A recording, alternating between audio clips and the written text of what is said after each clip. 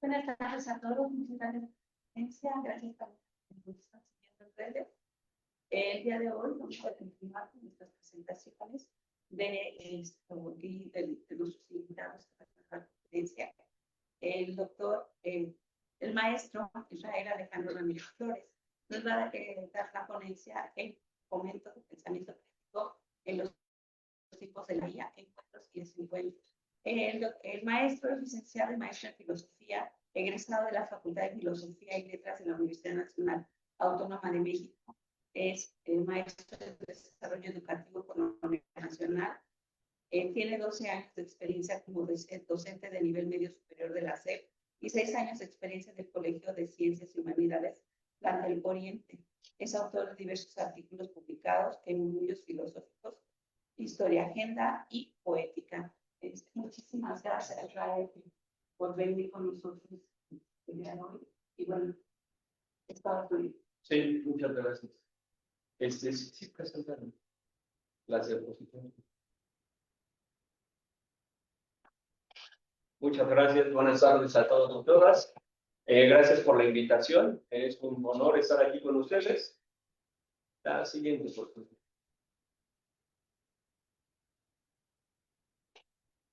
Bueno, aquí les pongo esta imagen. A mí me gusta muchísimo esta imagen porque tiene que ver con un filósofo llamado Martin Heidegger.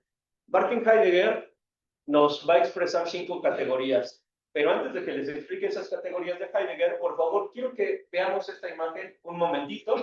Ahí se ve, bueno, no sé si ustedes alcanzan a distinguir a una persona que está en un bosque, lleva una lámpara y se puede distinguir el halo de luz de la lámpara. Esta imagen a mí me gusta para pensar la técnica o, en este caso, la inteligencia artificial. ¿Qué nos dice Heidegger? Bueno, cuando salimos al mundo, nosotros vemos ese caos, ese desorden, vemos fenómenos que aparecen ante nosotros, como los árboles, la naturaleza que está ahí, y esta lamparita que lleva en sus manos es la técnica. La técnica no nada más es un aparato, no nada más es un instrumento, la técnica permite develar, mostrar una parte de la realidad. Sí, se alcanza a distinguir que hay una parte en esa imagen que se ve más oscura, pues eso es lo que hace la técnica, la tecnología, que al mismo tiempo que nos permiten mostrar una parte de la realidad, están ocultando otra. En este caso, la IA o la inteligencia artificial sí nos da ciertos elementos para entender el mundo, nos da respuestas construidas, analiza datos, pero al mismo tiempo oculta otras cosas. ¿Qué otras cosas oculta? Bueno, Heidegger nos dice que la técnica se ha convertido en una forma de explotar la naturaleza, nada más. Cuando nosotros utilizamos una IA, una inteligencia artificial, para hacer una tarea, un trabajo, o para consultar información, contrastarla, pues lo único que estamos haciendo es asumir todo ese contenido informático, todos esos datos, como meras cosas que están disponibles para nosotros, para que nosotros podamos abusar de ellas o explotar esa información. Y por eso podemos presentar trabajos como si fueran nuestros, pero aquí hay algo importante, nos va a decir Heidegger también. La técnica nos hace olvidar el proceso histórico. A veces olvidamos que el conocimiento es un proceso, y cuando nosotros nada más abusamos de la IA, así porque para presentar un trabajo o para presentar una ponencia, pues entonces nos olvidamos de todo el proceso que implica construir el conocimiento. Y hay una cuarta categoría que nos va a dar este filósofo que se llama Martin Heidegger. Él dice que hay un riesgo con la técnica, y el riesgo de la técnica es que nada más nos quedamos con una visión de la realidad, como en el caso de esta fotografía, ese personaje que está alumbrando solamente se va a quedar con que el bosque es lo que está alumbrando, pero la realidad es mucho más grande, es mucho más amplia. Y lo mismo en el caso del conocimiento. Cuando nosotros consultamos una inteligencia artificial para hacerle una pregunta, para consultar información, solamente nos quedamos con esa visión. Entonces, ¿qué hacemos hoy en nuestros días? La siguiente, por favor, compañero. Muchas gracias. Bueno, ¿Qué es lo que debemos de hacer? El librito que nos da Heidegger es un libro muy bonito que se los recomiendo leer. El libro se llama La pregunta por la técnica y nos presenta estas categorías que nos permiten salir de la visión instrumental de lo técnico, de la tecnología.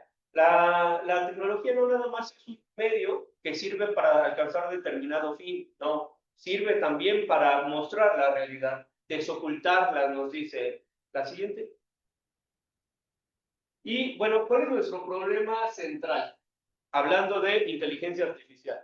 El punto número 1, la inteligencia artificial ha transformado el acceso al conocimiento. Como yo les decía hace un momento, pues nada más vemos el puro resultado. Cuando nosotros metemos un prompt para la IA o en una IA, pues ya nos olvidamos de todo el proceso y nos quedamos con que el conocimiento nada más son datos, cuando en realidad eso no es el conocimiento. El verdadero conocimiento, nos va a decir Heidegger, es lo que está detrás del proceso para construir esa información, ¿no? El segundo punto dice, la información es inmediata, pero no siempre reflexionada. Este es un elemento muy importante, compañeras, compañeros, porque esto nos ha hecho vivir toda esta técnica con la cual contamos en nuestros días, nos ha hecho creer que todo debe de ser inmediato, que todo debe de ser rápido. No sé si a ustedes les ha pasado que cuando mandan un mensaje por WhatsApp, quieren que les contesten rápido, ¿no? Quieren que les contesten rápido y hasta se molestan cuando alguien no les contesta rápido, o bien los deja en visto, o bien no contestan. ¿Por qué? Pues porque tenemos cosas que hacer y no siempre contestamos, pero eso ha cambiado nuestro sentido temporal, ha cambiado nuestra concepción del mundo, queremos que nos contesten a la de ella, ¿no? El tercer punto dice, existe el riesgo de sustituir el pensamiento por respuestas automáticas, que es justamente con lo que vemos con el uso de las inteligencias artificiales. Nada más nos quedamos con el prompt y la respuesta que me va a dar el prompt, pero rara vez se analizan, rara vez se piensan y ya no nos tomamos el tiempo para ver qué es lo que hay, ¿no? Ahora ya nada más se copia y se pega y se entrega en un trabajo. Yo me encontraba, bueno, hice un ejercicio muy, muy interesante, o fue interesante para mí y algunos de mis estudiantes. El 14 de febrero, mis alumnos de bachillerato del CCH llegaron así muy contentos con sus poemas que les habían dado sus tóxicos y sus tóxicas, ¿no? Les digo yo, pero sus parejas. Y yo le dije a uno de los alumnos, oye, te dieron un poema, una carta, vamos a ver si quien te la dio la hizo o es hecha con inteligencia artificial o bajada de internet.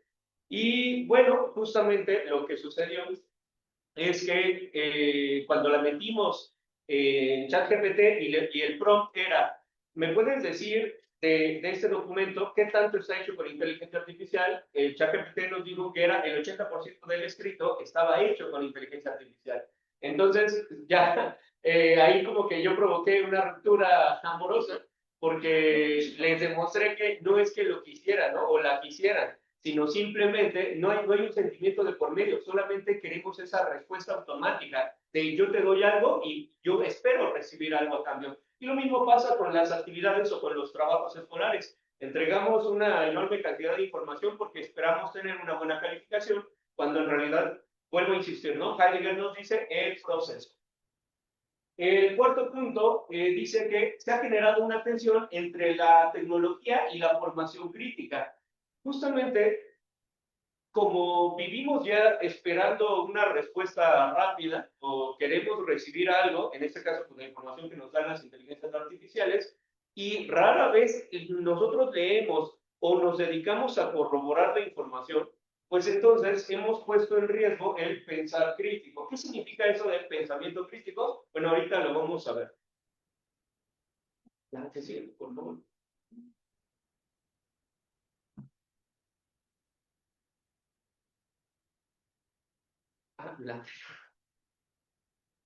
Gracias. Bueno, como yo les decía hace un momento, vivimos en un momento de mucha rapidez, vivimos en una cultura de la inmediatez, donde buscamos velocidad y cantidad en lugar de calidad. El conocimiento circula actualmente de manera fragmentada, nada más nos preocupamos por estas respuestas que nos dan las inteligencias artificiales, pero no por todo el proceso que hay detrás. Y también las TIC han mediado nuestra forma de entender el mundo. Creemos que justamente aprender pues es una mera calificación cuando en realidad eso no es aprender, ¿no? Sino todo el proceso que hay detrás en el que se construye la información. Y el estudiante se enfrenta hoy a un exceso de información sin criterios claros. No sé si, bueno, veo muchos jóvenes aquí, o casi todos ustedes son más jóvenes que yo. No sé si les ha pasado que entregan justamente esos trabajos con alguna inteligencia artificial, pero a mí me gustaría saber de, ¿tienen algún criterio para seleccionar o como mis estudiantes de bachillerato, copian y pegan, ¿no? Copian y pegan, porque me parece que el único criterio que se tiene en el nivel medio superior es entregar puntualmente y entregar más para que el profe no lo lea y nada más me califique así, ¿no? Entonces, esos son los criterios que se tienen, pero deberíamos de tener más criterios, como las fuentes, la actualidad de las fuentes, que sean de años recientes, a lo mejor pruebas más objetivas de la información que estamos confrontando, entre otros más. Por favor, la siguiente.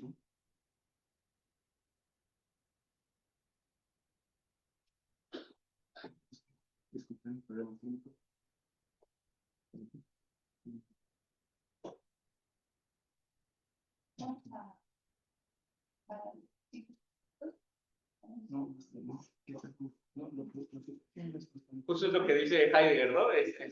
Pensamos o nos concentramos tanto en la técnica, en lo tecnológico, y no tanto como en los procesos, ¿no?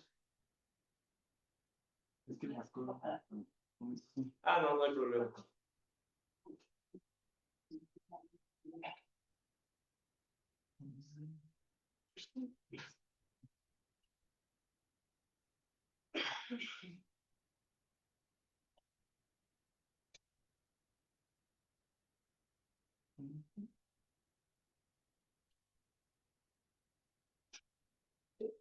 Muchas gracias. A ver, joven, si me puede leer el primer punto, por favor. Muy bien. Un punto a favor que nosotros tenemos hoy en día con la técnica o con la tecnología o con la inteligencia artificial, también sería muy equívoco de nuestra parte creer que la tecnología o la inteligencia artificial es mala, ¿no? Y ya no hay que usarla y hay que quemar las computadoras. No, no podemos hacer eso. De hecho, parte de nuestra esencia es que creamos tecnología. Ya no, aunque bueno, les he de confesar que yo todavía cuando doy una clase, yo sí les digo, a ver, el que tiene el celular allá atrás, lo guardas, por favor, ¿no? Yo todavía llego a eso, pero porque no me he tomado el tiempo de enseñar cómo se debe de utilizar la tecnología. Entonces, crear tecnología, crear aparatos, crear herramientas es parte de nuestra esencia, es lo que nos hace de alguna manera humanos y no podemos renunciar a eso. Y también lo tecnológico no elimina el pensar crítico, al contrario, hay que utilizarlo porque se ha vuelto parte de nosotros. La señorita de al lado, por favor, el número 2. Muy bien. Entonces, lo que ahora debemos de hacer es cambiar la manera en la que nos educamos o nos formamos a nosotros mismos o formamos a los demás. ¿Cómo lo vamos a hacer? Bueno, pues hay que cambiar nuestra manera de enseñar. ¿Sí ven por qué que en estos momentos hay una diferencia entre ustedes y nosotros? Bueno, entre ustedes y yo, mejor dicho, ¿no? ¿Sí ven que hay una diferencia? O sea, ¿por qué yo estoy de este lado y ustedes del otro lado? Porque los mandaron, ¿no? ¿Los mandaron? No, porque las clases no han cambiado desde la Edad Media. Este tipo de salones, con templete, público atrás, son clases medievales, no han cambiado desde la Edad Media. Lo que debemos de hacer es cambiar la manera en la que enseñamos, eliminar esas barreras que separan entre el que sabe, según yo, ¿no? Soy el que sé, y ustedes, que son los obligados que vienen acá, o que vienen a aprender, ¿no? Entre comillas. Por favor, señorita, el número 3. La filosofía permite problematizar el uso de la tecnología. Muy bien, también ese es un aspecto positivo de la tecnología. Y no nada más de la filosofía, sino también de la propia biología, nos permite entender la tecnología de otra manera, la física, las matemáticas, la historia, la geografía. En fin, bueno, yo aquí le puse filosofía, pero pues porque yo hago filosofía, ¿no? Entre comillas. Pero obviamente ustedes que tienen otras disciplinas, pues van a entender la tecnología de otra manera. Y no nada más ser como meros receptores, como cuando utilizamos una inteligencia artificial, sino realmente constructores del conocimiento. Y, señorita, por favor, el cuarto. Ok, no se preocupe, no se preocupe. Acá, pues, Educar hoy implica enseñar a pensar, no solo usar herramientas. muy bien, es esto que yo les comentaba hace un momento, en algunas de mis clases, yo veo a alguien con celular y le digo, a ver, el del celular va a terminar en una casa de empeño si no lo guarda, ¿no? Pero lo correcto debería de ser es, bueno, yo tomarme un par de clases para enseñarle cómo se debe de utilizar la tecnología y no en un espacio donde se construye conocimiento, pues utilizarla de cierta manera, ¿no? No para selfie en la conferencia, ¿no? De filosofía, no, sino hay que usarla de otra manera. Siguiente, por favor.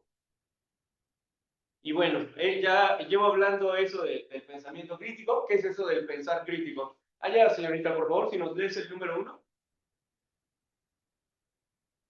¿Usted? ¿No? Bueno, dice que no. Joven. Claro, uno, implica analizar la validez. Muy bien, no nada más centrarnos en todo el chorizo que nos aparece en las inteligencias artificiales, sino realmente analizar cada parte, cada párrafo y a lo mejor hasta cada idea para ver qué de todo eso que me da una inteligencia artificial o una consulta en internet, qué de esa información sigue siendo válida, ¿no? Como yo les decía, tener criterios más, a lo mejor más, en lugar de tener el criterio de solamente cantidad, a lo mejor otros, ¿no? Como 2 o 3 fuentes, que se hayan basado en 4 fuentes actuales, de determinada editorial, sobre todo editorial UNAM, entre otros criterios más, ¿no? Compañero, por favor. Dos. Supone evidenciar lo que parece evidente. Muy bien. Nosotros creemos que ya porque aparece en internet, bueno, nosotros no, ustedes se ven mucho más inteligentes que yo, pero yo durante mucho tiempo yo sí pensaba que todo lo que aparecía en internet o en la inteligencia artificial era verdadero, ¿no? O mis alumnos de bachillerato que hacen cartas de amor por medio de una inteligencia artificial, creen que eso es verdadero, ¿no? Cuando en realidad, si le ponemos un signo de interrogación a esa información, veremos que no es tan evidente como parece, ¿no? Y sí es importante tomarnos el tiempo de cuestionarla, pues porque si no, a lo mejor ahí dice que en una inteligencia artificial dice que Heidegger habla de la técnica y en realidad no es así, ¿no? Entonces, siguiente. Por favor. Requiere interpretación, comparación y reflexión. Muchas gracias. El pensamiento crítico, fíjense, esto es algo bien interesante, requiere que nosotros sepamos interpretar la información. No se va a hacer de la noche a la mañana, ¿no? No es que ya hoy, después de esta charla, van a hacer consultas o van a crear prompts para inteligencia artificial y ya lo van a interpretar bien, ¿no? No, desde luego que no. Básicamente eso se consigue con tiempo, con procesos, con la práctica, y no es que sea algo intuitivo o con lo que ya nacemos, pero hay que buscar la manera de interpretar, ¿no? Comparar fuentes y sobre todo tomarnos el tiempo para reflexionarla, para trabajarla, dice otro filósofo, Nietzsche, ¿no? Masticar la información, rumiarla, tenerla en la mente y pensarla constantemente, no nada más para presentarla en un trabajo escolar o en una tesis o en una ponencia como esta, ¿no? Sino sí tomarme el tiempo para que yo la tenga en la mente y pueda seguirla pensando más tiempo. Por favor, compañero. ¿No? Sí, si no, mucha molestia del cuarto. No solo opinar, sino respetar. Muchas gracias. Por lo regular, nosotros nos quedamos con que, qué interesante, ¿no? O sí está bien o está mal. Entonces, como que nuestros juicios de valor, cuando trabajamos determinada información, es así, muy elementales, pero hay que atrevernos a argumentar, dar un argumento de por qué sí, por qué no, por qué se descarta, y basándonos en fuentes más confiables. La que sigue, compañera, por favor. Bueno, ya vimos que lo positivo, ¿no? Los encuentros de la inteligencia artificial. Ahora, algunas problemáticas que surgen después de esto. De este lado, por favor, el punto número 1. Bueno, abusar de la inteligencia artificial o de la técnica, como nos diría Heidegger, nos lleva a creer que todo es en automático. Hace un momento yo les comentaba que cuando mandamos nosotros un WhatsApp, creemos que en automático la otra persona nos debe de responder, pero no es así, ¿no? Cada persona tiene su tiempo, tiene su espacio, tiene otras actividades y no me van a contestar cuando yo les mande información. Yo he notado muchas veces que cuando alguien de mi familia manda información, ya quieren que se le responda y hasta se molestan si no respondemos, pero porque tenemos cosas que hacer, ¿no? Sí consideramos que la comunicación no se reduce nada más a puros WhatsApp, ¿no? Tiene que haber más, vernos presencialmente, una llamada por teléfono, una videollamada, cambiar, no nada más el puro mensajito de texto. De este lado, por favor, si nos lees el número 2. Gracias, compañera. Ahora, con estos abusos de la inteligencia artificial y cuando se pierde de vista el proceso, sí se reduce el esfuerzo cognitivo, porque ya nada más copiamos y pegamos y entregamos en un trabajo escolar. O incluso ya no nos tomamos ni el tiempo para escribir un poema, ¿no? Si a mí me gusta alguien, tomarse el tiempo, ¿no? Ya básicamente, para eso está la inteligencia artificial. O las obras de arte, también ya ven que las ciertas inteligencias artificiales pueden hacer ya obras de arte o hacen unas creaciones increíbles. Entonces, pues ya para qué lo hago yo, para qué voy al museo, si ya desde la comodidad de mi casa lo puedo hacer. Pero eso elimina pues ciertos procesos cognitivos, ese esfuerzo cognitivo que sí debe de estar latente y bueno, más en nosotros que somos universitarios. Compañera, la 3. Dependencia de las expectativas. Bueno, como ya repetí varias veces, somos adictos a que nos respondan de manera inmediata, de manera rápida. Creemos que las demás personas tienen nuestro tiempo para respondernos cuando queremos o igual a la hora de entregar trabajos, ¿no? No nos tomamos el tiempo de hacer un trabajo académico o escolar, sino el profesor me lo dejó desde hace un año o al inicio del semestre y yo lo empiezo a hacer la noche anterior para entregarlo al otro día. Entonces, vivimos en esa inmediatez donde dejarlo al último, si lo hacemos porque creemos que lo podemos hacer rápido, cuando en realidad no se trata de rapidez, sino de considerar todo el proceso. La que sigue. Por favor, aquí si nos haces favor de leer el número 4. Y bueno, como yo decía también, si bien sabemos que no nacemos con estas capacidades, o a lo mejor algunos de ustedes se ven que son muy brillantes, algunas compañeras se ven, vienen muy preparadas, pero bueno, en mi caso, pues yo no nací con esas habilidades, entonces tuve que hacerlo poco a poco, empezando con parrafitos, textitos, ir analizando y luego ya hasta llegar a libros completos, pero empezar desde algo muy elemental, algo muy básico, para poder realizar realmente un análisis ya más profundo, como lo que estoy haciendo ahorita de todo un libro. Retomo algunas categorías que me permiten entender algunos fenómenos y luego venirlos aquí a engañar un rato, ¿no? Porque como saben que realmente es así, ¿qué tal que yo también hice esta presentación con una IA? No, hubiera quedado mejor, créanme que hubiera quedado mejor, ¿no? La que sigue. Y bueno, no hay que satanizar las inteligencias artificiales, son parte de nuestra esencia, ya lo he repetido varias veces. Y a ver aquí, compañera, si nos des el primer inciso. La IA no piensa, solo procesa información.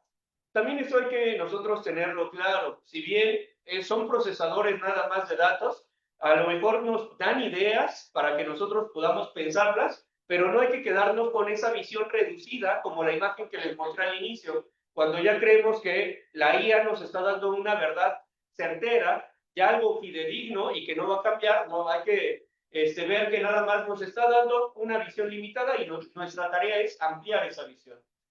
A ver los compañeros que acaban de llegar. Si leen el inciso B, por favor. Muy bien. Entonces también esto lo debemos de tener claro, o a lo mejor ustedes sí lo tienen muy claro, pero en mi experiencia yo sí he notado que estas nuevas generaciones que son nativas digitales, les llaman ahora, que ya nacen con estas habilidades, sí creen todo lo que ven en las inteligencias artificiales. Por eso hay jóvenes que se ponen en riesgo con los famosos retos. O ven una noticia de, ay, Sheinbaum es corrupta, ¿no? Ay, y lo creen. Y cuando les preguntan, bueno, ¿y las fuentes? Y, no, es que me apareció así en internet. No, solamente son probabilidades, no son verdades absolutas. Ustedes porque son muy críticos, pero sí hay jóvenes que no, pues que no lo quieren hacer o no lo quieren cuestionar y lo asumen como si fuera la neta del planeta. Compañero, por favor. Claro, y no hay que olvidarnos de este elemento tan importante, que si bien la tecnología o las IAs nos dan respuestas, los que cuestionamos somos nosotros. Nosotros somos los que cuestionamos. Es decir, podemos formular prompts que puedan ser más críticos, ¿no? Decirle a la IA, bueno, dame esa información o realízame una tesis, pero con base en 4 fuentes, ¿no? De tal año, o de tal editorial, qué sé yo, tener criterios. Y al lado, por favor. Claro, son muy valiosas, desde luego. Yo no estoy diciendo ya vamos a quemar esta supercomputadora que está aquí en la universidad o tiren sus celulares, ¿no? No, no podemos hacer eso. La tecnología sí es valiosa, pero si no olvidamos que nosotros somos los que pensamos, somos los que tenemos criterios o podemos desarrollar criterios que sean pues críticos y no nada más de, bueno, dame 10 cuartillas de un ensayo porque lo tengo que entregar mañana para una clase.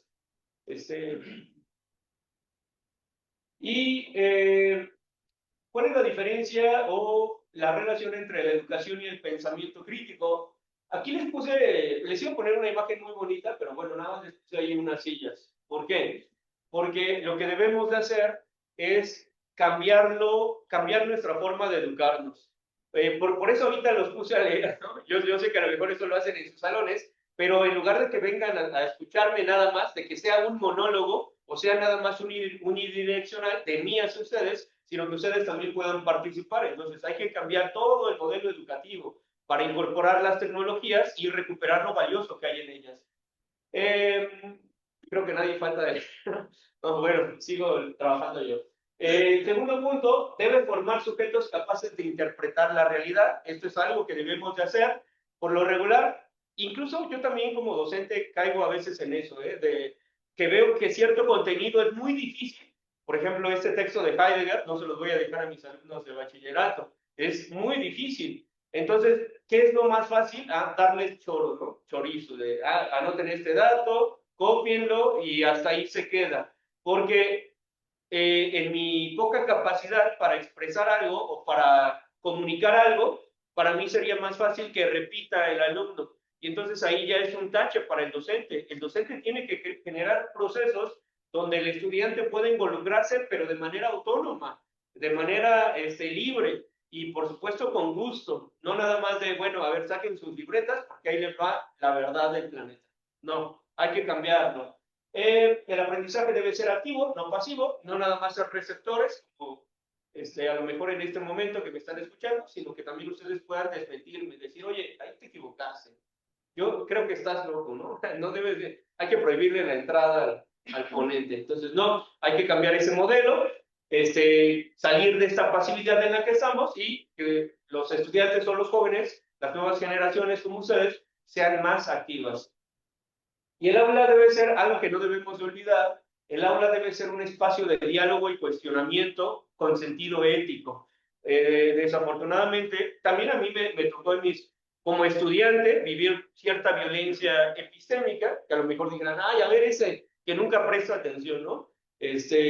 A mí me señalaron, pero también ahora que estoy de este lado, también en mi ignorancia como docente, luego también a lo mejor violentado, decir, pues nunca entrega las tareas, ¿no? Ya para qué le explico si nunca aprende o si no presta atención. Entonces, hay que cambiar esa relación del aula. Ahora que soy más crítico, ya digo, pues no debo de hacer eso. O debo de buscar la manera de saber comunicar una idea en lugar de imponerla, ¿no? Entonces, es lo que aquí quería transmitir. Siguiente. Y el gran problema al que nos enfrentamos es esta cultura de la inmediatez, de las que ya les había hablado hace un momento. Nos estamos acostumbrando a vivir a una velocidad, pensando en velocidad y cantidad. Ya no nos tomamos el tiempo y creo que deberíamos devolvernos a tomar el tiempo para pensar, reflexionar o escribir nosotros, o incluso leer, y a veces es algo tan básico como comprobar dos párrafos, contrastar dos párrafos de dos fuentes, con eso da algo interesante, y no nada más de, bueno, entreguen un ensayo de 10 cuartillas.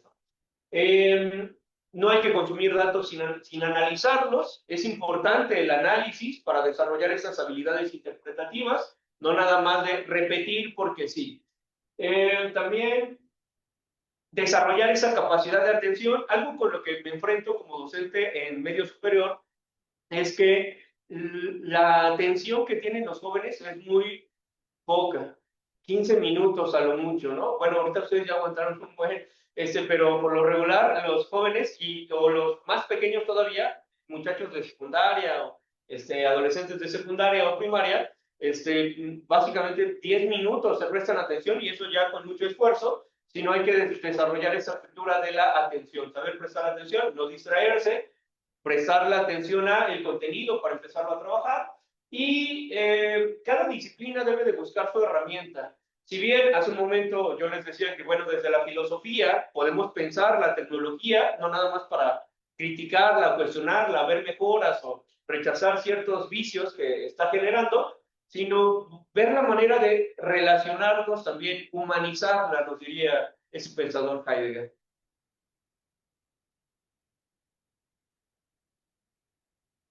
Y hay una propuesta implícita en este autor que es desacelerar el pensamiento. ¿Y qué quiere decir eso de desacelerar el pensamiento? A ver, otra vez vamos a empezar a ver aquí la primera. Leer con detenimiento. Leer con detenimiento. A veces creemos que leer nada más es repetir ciegamente las palabras o la información.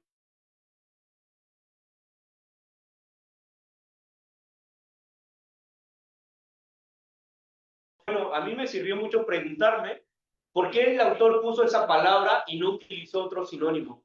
O yo me hacía la pregunta de, ¿y si esta palabra la sustituyo por un sinónimo o antónimo, pierde el sentido? ¿O qué sentido se puede generar cambiando el orden de estas palabras, ¿no? Entonces, digo, a lo mejor yo porque estoy loquito, ¿no? Pero ustedes pueden hacer otros ejercicios a lo mejor más didácticos. Aquí, el segundo. Muchas gracias. Entonces, hay que tomarnos ese tiempo de poder interpretar algo antes de decir, ah, pues el autor dice esto, y ya nos quedamos con una respuesta inmediata, sino jugar con la información, cuestionarla, buscar a lo mejor un autor que la pueda poner en duda, algo más, y no nada más de, bueno, a mí me parece que el autor dice eso y se acabó, ¿no? Y ya se cierra la visión de una clase o de construcción del conocimiento. De este lado, compañera. Si nos lees la 3, por favor. Bueno, eso es lo más fundamental, para no creer que ya es la verdad absoluta, sino tomarnos el tiempo de ponerle un paréntesis, un signo de interrogación a ese contenido. Y la última, por favor. Construir argumentos. Sí, esto de los argumentos, esto es algo que siempre utilizamos, que ahorita ustedes ya estarán trabajando en su carrera, tener argumentos de física, de biología, y no nada más de repetir lo que dice un autor, sino que ustedes puedan construirlo en la aplicación de sus propias relaciones sociales, en algún problema que tengan en la vida cotidiana, o a lo mejor hasta para, decía un maestro mío, que si el conocimiento nos sirve hasta para enamorar a alguien, sí es conocimiento, ¿no? Porque podemos sorprenderlo, maravillarlo y darles un filósofo como este y a lo mejor alguno dice, wow, qué interesante suena el autor, ¿no? No la ponencia, pero sí el autor, ¿no? Pero sí el autor, ¿a que sigue, por favor? El gran problema con muchas de las inteligencias artificiales es que van a responder al poder económico. Se dieron cuenta que en los últimos años han surgido un montón de inteligencias artificiales. ¿Por qué creen? A ver, ¿quién se anima? Va a haber chocolates al final. Sí, participa. ¿No? A ver. Quizá porque Muy bien, claro, es una herramienta ¿sí? Muy útil.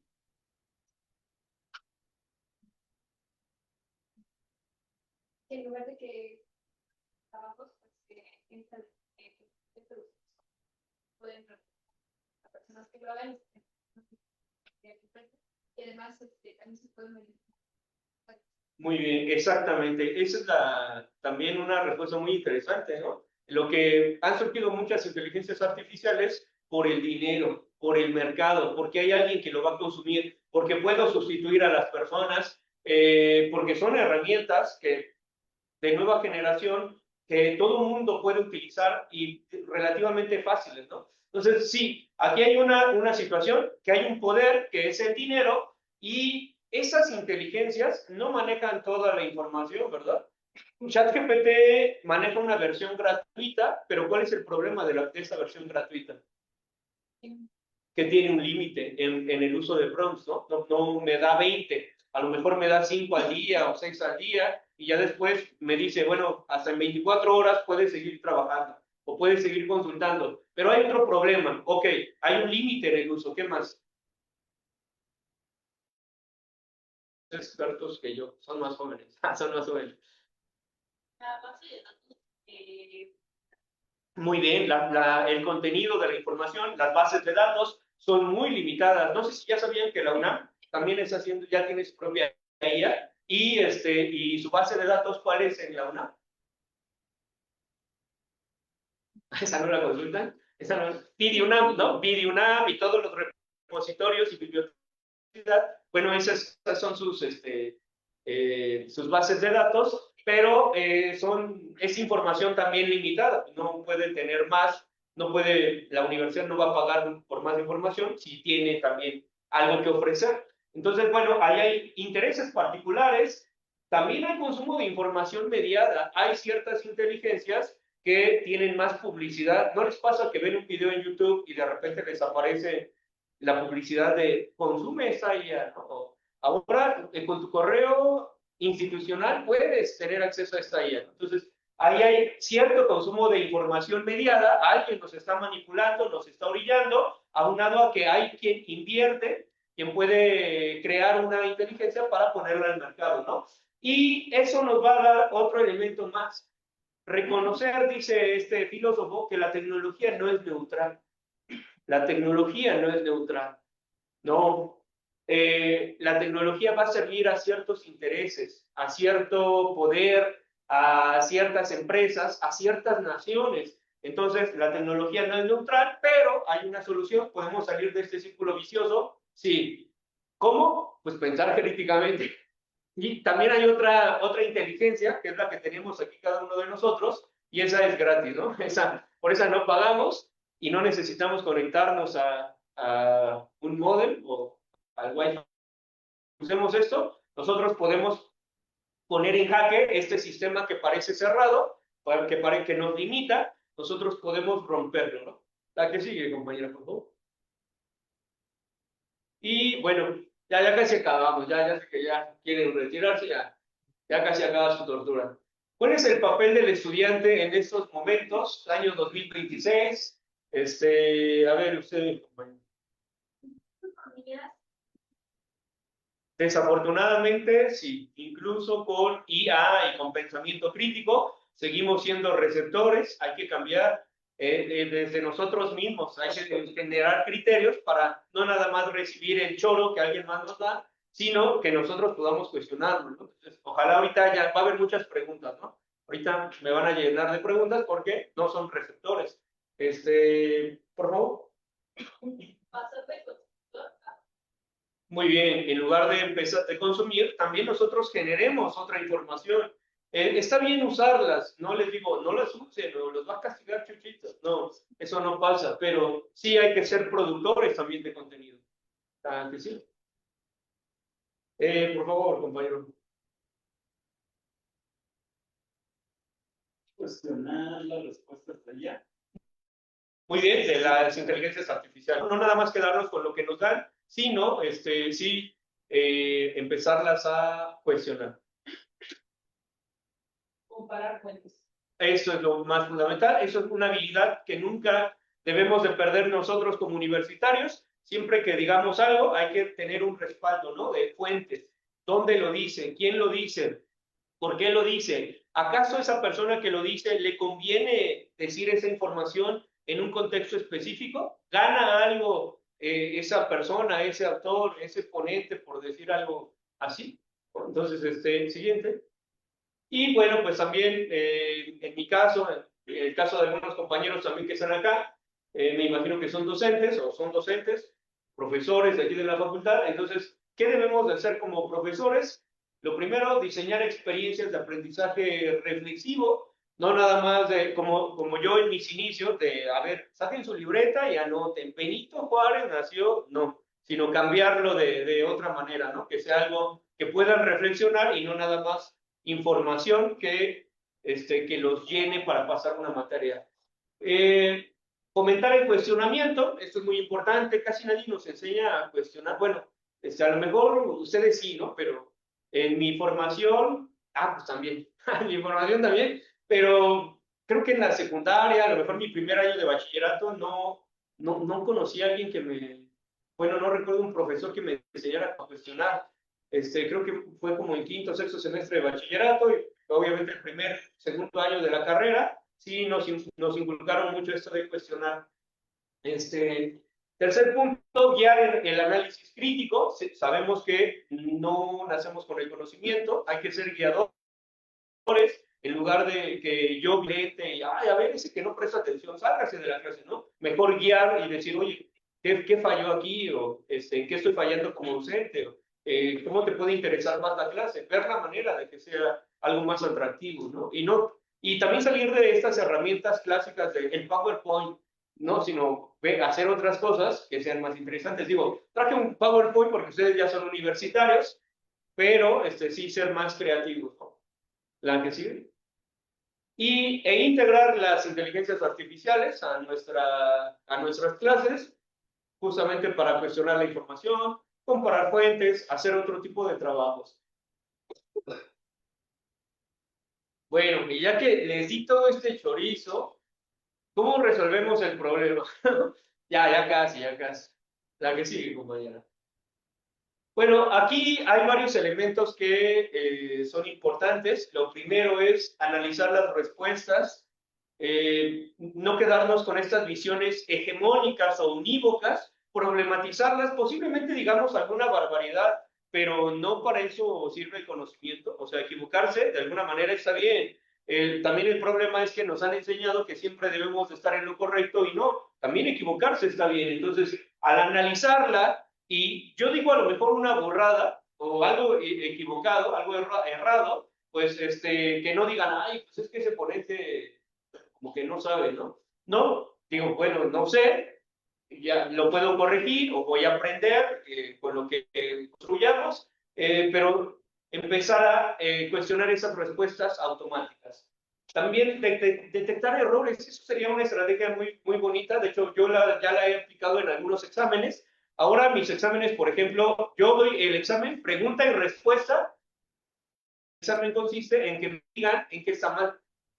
¿Qué está mal de un examen así?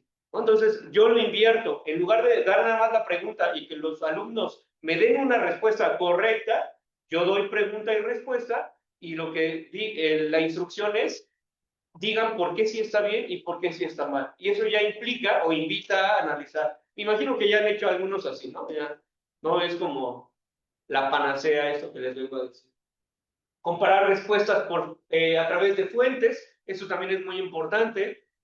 También algo que ahorita estoy haciendo material didáctico interactivo con inteligencia artificial y uno de los ejercicios es que puedan ellos verificar las fuentes, que las fuentes sean más adecuadas, que sean de años recientes, que sean, por ejemplo, UNAM, Fondo de Cultura Económica, Editorial Siglo XXI, entre otras más. Hay que debatir en el grupo. A veces nada más nos quedamos con lo que nos dan los docentes y creemos que eso es la verdad. No, hay que debatir esas respuestas, resistir la superficialidad, esa cultura de la inmediatez en la que estamos, y hay que tener sobre todo responsabilidad ética, reconocer que no hacemos a veces ciertos trabajos, ciertas tareas, sino son bajadas completamente de internet. Para eso necesitamos construir una nueva ábola, como ya lo he señalado a lo largo de toda la conferencia, un espacio que sí sea ético, donde en lugar de tachar al otro, marginarlo o correrlo, invisibilizarlo del salón, integrarlo para construir conocimiento entre todos, ¿no? Y mucho es cómo cerrar siempre una sesión, una clase. Trabajo 3 preguntas sobre todo. Entonces, la primera es, ¿qué conclusiones tiene su uso? Es decir, la conclusión a la que podemos llegar de manera grupal, ¿cómo la vamos a utilizar? ¿Para qué les va a servir? ¿Quién controla la información de lo que vemos en una IA o en una fuente? ¿Qué sesgos produce? ¿Qué errores puede tener esa información? ¿O para qué me puede ayudar? La que sí.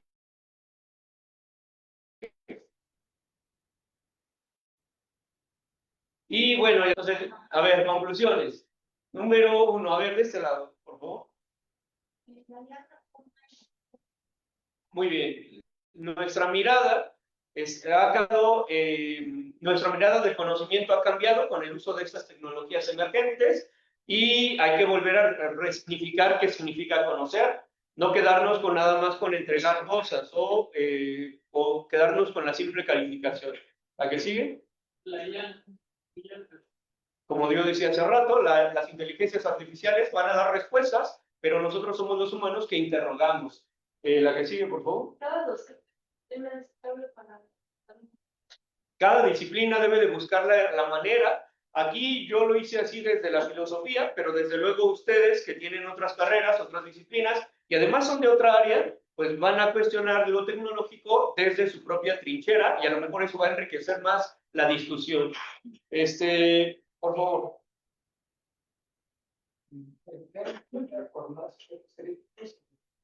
No nada más de castigar por hacer un trabajo con IA, sino realmente tomarnos el tiempo para allá. Muy bien, de ese lado, por favor. La IA puede Muy bien, me gustó mucho esa frase, ¿verdad? Ya la repetí varias veces. Sí, y pues muchas gracias por su atención. Muchas gracias.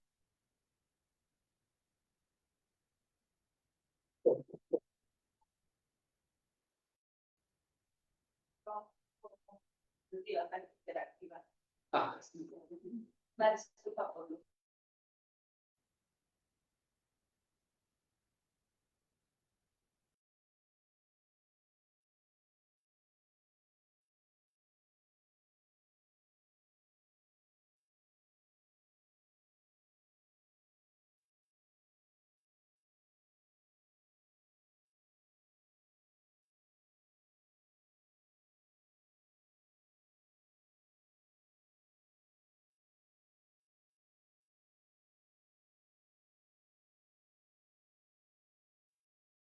Que las inteligencias artificiales se vuelven un poco complacientes con el usuario. Te dicen lo que quieres escuchar. Así, si tu pregunta va enfocado hacia algo que tiene pocas fuentes de información, las busca y las selecciona y te presenta lo que quieres, porque, bueno, pues te quiere agradar, supongo. Entonces yo lo que hice fue que me cuestionara todo lo que le pregunto, ¿no? O sea, antes de decirme, o sea, ¿y por qué crees eso, no? Pero no sé si es una buena estrategia o no es como tan útil o sea, ¿cuál es? ¿Sería una buena táctica eso? ¿Te ha dado, ha tenido buenos resultados? ¿Te ha hecho pensar más?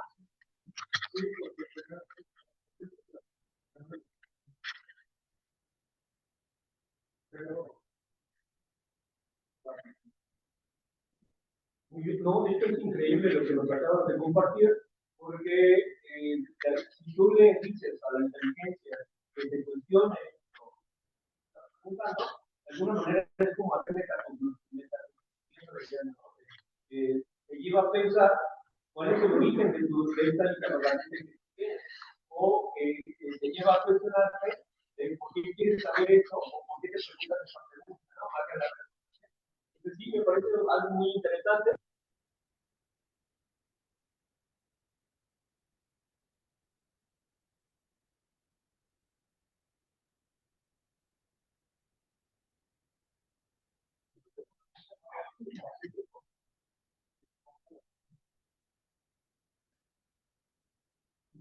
La verdad que comentaban hace rato, la base de datos no son abiertas, o tienes que pagar para tener más bases de información. Entonces, y pues no es algo muy barato, ¿no? Para algunos sí, pero no todos. Una quincena pago, no se puede. Pero muy interesante, muchas gracias. Digo, no respondí tu pregunta, pero me gustó.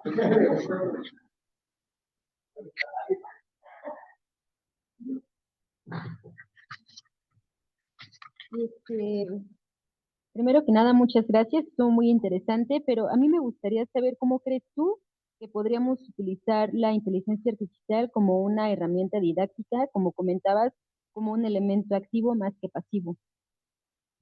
Sí, buena pregunta. Esto trae una estrategia, pero ya se queda muy largo, ¿no? Entonces, pero tengo una estrategia de creencias, algo similar a lo que dijo el compañero.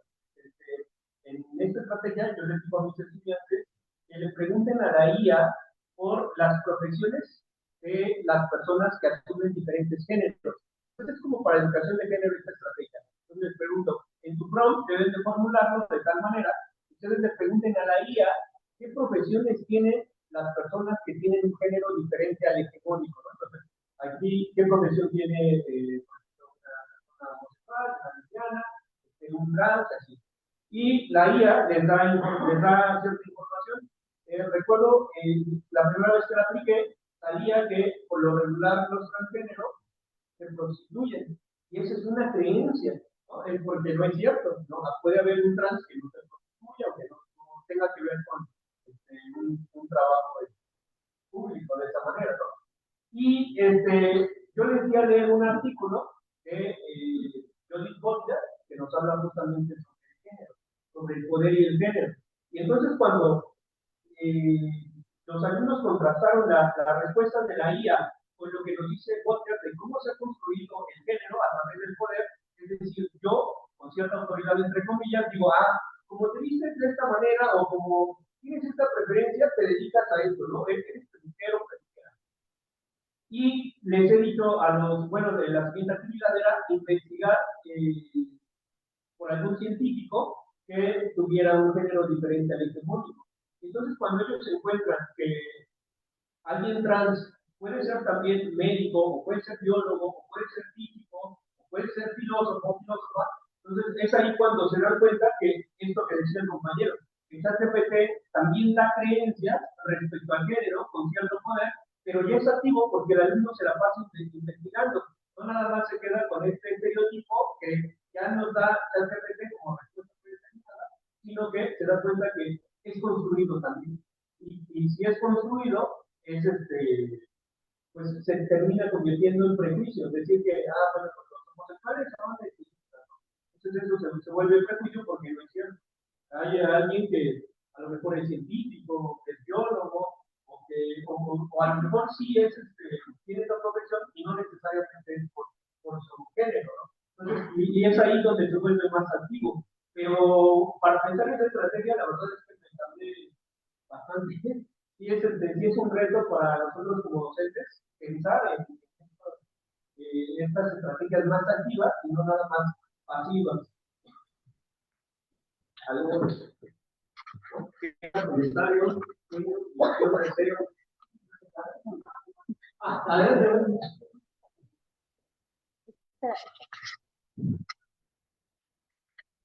Hacia el final mencionabas algo sobre resistir la superficialidad, pero no me quedó claro a qué te referías, si era sobre la inmediatez de la información o resistir. ¿Me puedes explicar eso otra vez, por favor? Qué bonita pregunta. También, bueno, me imagino que algunos de ustedes se volverán académicos, investigadores, y entonces, en algunos momentos a nosotros nos piden cumplir con ciertos tiempos, ya se cierra la convocatoria para mandar el artículo, cierra la convocatoria para mandar la ponencia. Entonces, en esos momentos es como cuando sentimos la presión de hay que terminar rápido porque hay que entregar, ¿no? O hay que subir este papel, o hay que, vamos a dar una ponencia en otro lado. Y Y entonces es como cuando uno entra en este juego bueno, me falta todavía un capítulo de este libro y no lo puedo terminar, ya, o sea, que no se van a dar tiempo. Entonces la resistencia a la inmediatez es que, o esta superficialidad, es que también nosotros como investigadores, no caigamos en esas trampas de no entregar nada más por entregar, sino que sí nos tomemos el tiempo para hacer buenas investigaciones. Por ejemplo, para esta ponencia que les acabo de dar, en investigar, y cuando me hace la invitación, pues como que todo coincidió y yo dije, ay, qué buena onda, se me acabó de pasar un congreso de IA en Hidalgo, y dije, bueno, de un modo, se me pasó porque yo no terminé mi investigación, pero no caí en esta trampa de me voy a apurar y ya como salga para mandar la ponencia, ¿no? Si tomarnos el tiempo, no sea tan superficial para hacer algo bien, ¿no? Y no nada más matar por matar. Cuando yo les dejo algunos trabajos a mis alumnos, igual les digo, se los dejo desde el inicio del semestre para que no los entreguen un día. Y aún así yo me he dado cuenta que lo hacen hasta el final, ¿no? Lo dejan para el final y a lo mejor un ejercicio de resistencia es que nosotros nos tomemos ese tiempo para leer con detenimiento, para investigar con calma, que no estemos tan apurados a estos tiempos que nos marca la vida académica o el trabajo educativo, ¿no? Sino, incluso a lo mejor a la hora de presentar un examen, pues que sí tomarnos el tiempo para leer bien y prepararnos mejor en esos ejercicios de resistencia. No preocuparnos por la calificación o por el reconocimiento, sino hacer algo más significativo como llegar al conocimiento. A eso me refiero. Sí. ¿Alguna otra pregunta? Yo tengo más que pregunta, un comentario. Y creo que es precisamente, como se platicaba en el panel de ayer, la inteligencia artificial no es autogenerativa. Siempre hay alguien que está programando, que está controlando la información y es lo que queda muy claro en tu presentación. Hay alguien que está controlando y esas son las grandes empresas que están desarrollando estos modelos de metadatos de lenguaje, que es lo que está provocando muchas veces esto que comentabas también al final de los prejuicios. Quien tiene el prejuicio no es ChatGPT, ni es Grok, ni es Gemini, es la persona que está alimentando estas aplicaciones o estos modelos de lenguaje. Y es ahí donde nosotros tenemos que tener la inteligencia natural para poder discriminar qué es lo que se hace y qué no se hace. Yo creo que eso, en ese sentido, es donde tenemos que empezar a desarrollar mejores modelos en la universidad, mejores modelos nosotros mismos de apoyos, porque eso es lo que son, apoyos para nuestro crecimiento de nuestra creatividad. Yo te agradezco muchísimo, tu presentación estuvo muy amena, estuvo muy interesante y creo que lo tengo apagado. Ah, no, y todo mi choro, o sea, no es cierto.